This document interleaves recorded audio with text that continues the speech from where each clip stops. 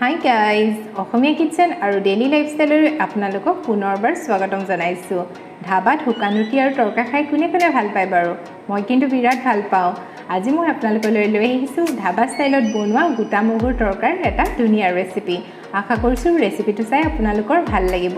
বলক তেন্তে ৰেচিপিটোৰ মাজলৈ। ধাবা ষ্টাইলত গুটা মগুৰ তৰকা বনাবৰ কাৰণে মই অলপমান গুটা মগু গোটেই ৰাতি তিয়াই ৰাখিছিলো আৰু এতিয়া মই এটা প্ৰেছাৰ কুকাৰত মগুখিনি লৈ লৈছো।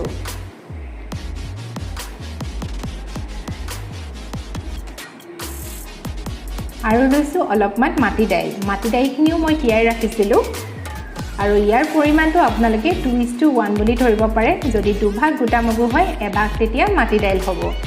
আৰু ইয়াত দিছো পানীখিনি মই মগুখিনি ডুব গৈ থকাকৈ দিছোঁ আৰু লৈছোঁ অলপমান আদা আৰু অলপমান নহৰু মই মিহি মিহিকৈ কাটি লৈছিলোঁ সেইখিনি লৈ লৈছোঁ।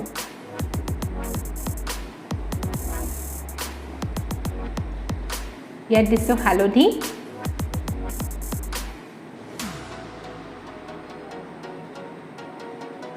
আৰু দিছোঁ সোৱাদ অনুসৰি নিমখ।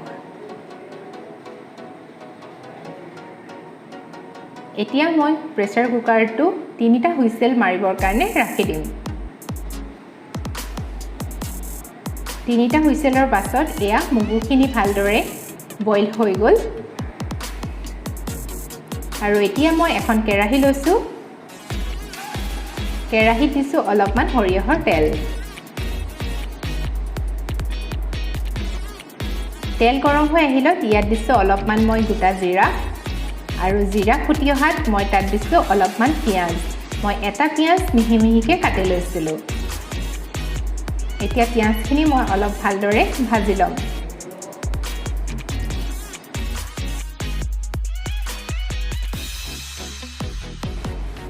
দুটা কেঁচা জলকীয়া মিহি মিহিকৈ কাটি লৈছিলোঁ সেইখিনিও দি দিছোঁ।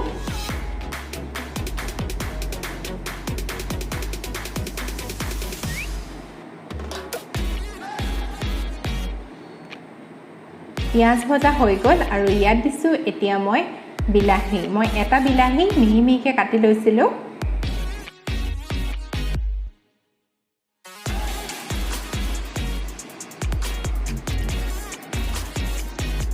ইয়াত দিছোঁ অলপমান হালধি। ইয়াত দিছোঁ এতিয়া অলপমান ধনিয়া গুড়ি আৰু দিছোঁ অলপমান গৰম মছলা। এতিয়া মই বিলাহী আৰু মছলাখিনি ভালদৰে ভাজি ল'ম।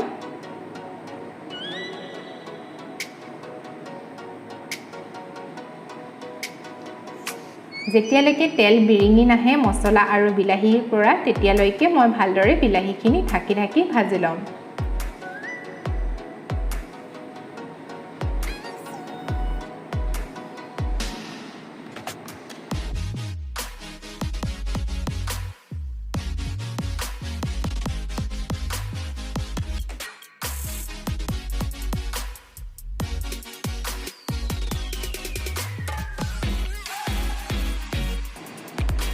মোৰ বিলাহী ভজা হৈ গ'ল আৰু এতিয়া মই ইয়াত বইল কৰি ৰখা মগুখিনি দি দিছোঁ।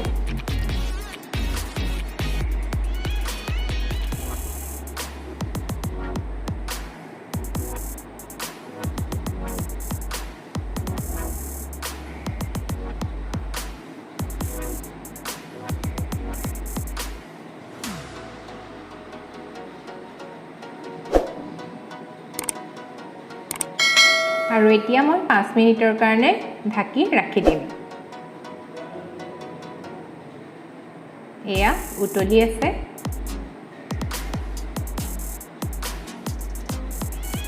আকৌ মই 2 মিনিটমানৰ কাৰণে ঢাকি ৰাখি দিছোঁ। এয়া মোৰ গোটা মগুৰ তৰকাৰ ৰেডি হৈ গ'ল। আশা কৰিছোঁ ৰেচিপিটো চাই আপোনালোকৰ ভাল লাগিলে আৰু যদি ভাল লাগিলে প্লিজ লাইক কৰি দিব, শ্বেয়াৰ কৰি দিব আৰু মোৰ চেনেলত নতুন হ'লে ছাবস্ক্ৰাইব কৰি ল'ব।